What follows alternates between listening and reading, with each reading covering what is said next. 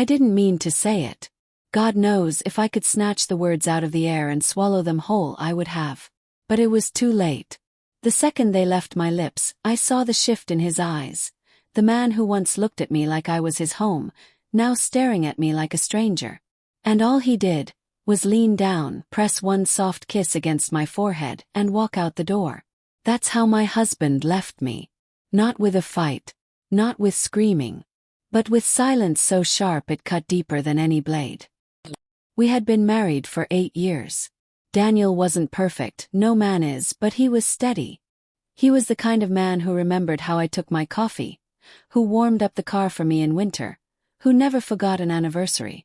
For a long time I thought that kind of love was enough. But then, I met Aaron. It started harmlessly. Doesn't it always? He was a coworker. Charismatic, always teasing, always quick with a joke when the office felt heavy. He made me feel seen in ways Daniel hadn't lately. At first it was just lunch breaks, harmless messages about work. Then the text shifted, late night, are you awake? Conversations, the kind you know you shouldn't be having when you're married. And one night I crossed the line. I told myself it was just once. A mistake. Something I'd bury deep and never speak of again.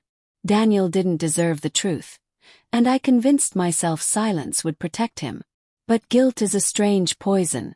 It doesn't kill you instantly. It eats at you drip by drip, until one day your tongue betrays you. It happened on a Sunday morning. We were sitting at the kitchen table. The sunlight spilled through the curtains, the smell of coffee lingered in the air, and Daniel was reading the paper like always.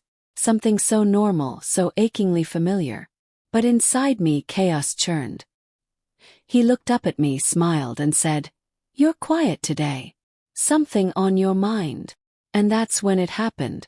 The words fell out, unplanned, jagged and raw. I made a mistake. His brow furrowed.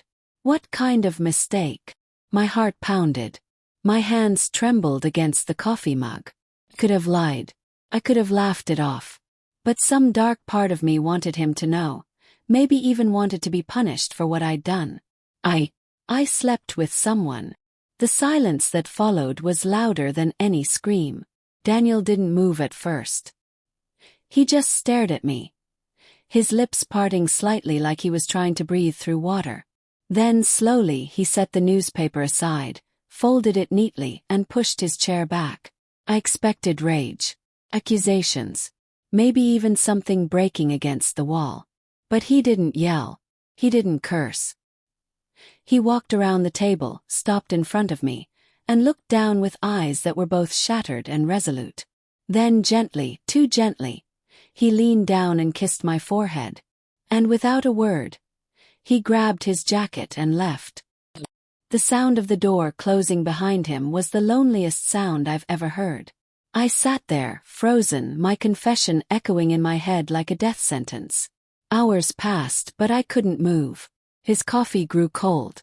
His newspaper sat untouched. And I kept replaying that kiss. The tenderness of it, the finality. When night came and he still hadn't returned, panic clawed at me. Called his phone, no answer. I sent texts, no reply. I drove to his parents' house, but he wasn't there. For 3 days Daniel was gone. And in those 3 days, I realized the weight of what I had destroyed. When he finally came back, he wasn't the same man. He walked through the door carrying a duffel bag. His eyes rimmed with exhaustion. He didn't rage at me. He didn't demand explanations. He simply said, "I needed time to think." I rushed to him, tears streaming down my face. "I'm sorry, Daniel. I swear it meant nothing. It was a mistake just once. I'll do anything to fix this." His jaw tightened. "A mistake? Do you know what a mistake is, Emily? Forgetting to pay a bill. Leaving the stove on. Cheating on your husband, that's a choice." His words hit harder than any slap. "I still love you," I whispered desperately. He shook his head. "You don't destroy someone you love." The weeks that followed were a blur of begging, promises, and therapy sessions that always ended with me crying and him staring into some invisible distance I couldn't reach. He moved into the guest room. The space between us grew colder by the day. Sometimes I'd catch him watching me, not with the warmth he used to, but with a kind of quiet study, like he was trying to decide if the woman he married even existed anymore. And the truth was, even I didn't know. One night I found him in the garage, sitting in his car with the engine off, just staring at the steering wheel. "Please," I whispered, standing in the doorway. "Don't give up on us." He turned to me, and for the first time his voice broke. "Do you have any idea what it felt like, Emily? Waking up every day thinking I was enough for you, only to find out I wasn't." Tears blurred my vision. "You are enough. You always were. I was the one who—" He raised a hand to stop me. "Don't. I can't keep patching a wound you created. Every time I look at you I hear those words. Can't take them back. Neither can you." The divorce papers came 2 months later.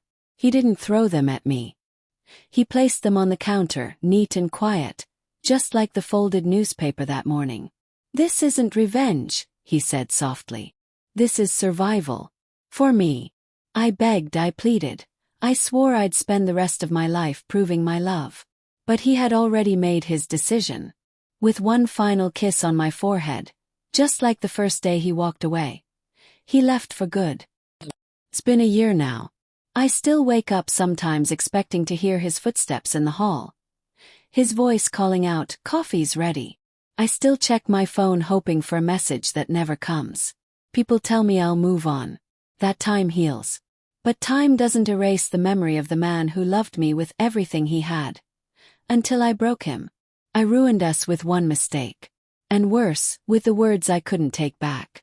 Because in the end, it wasn't the betrayal that destroyed us. It was the truth.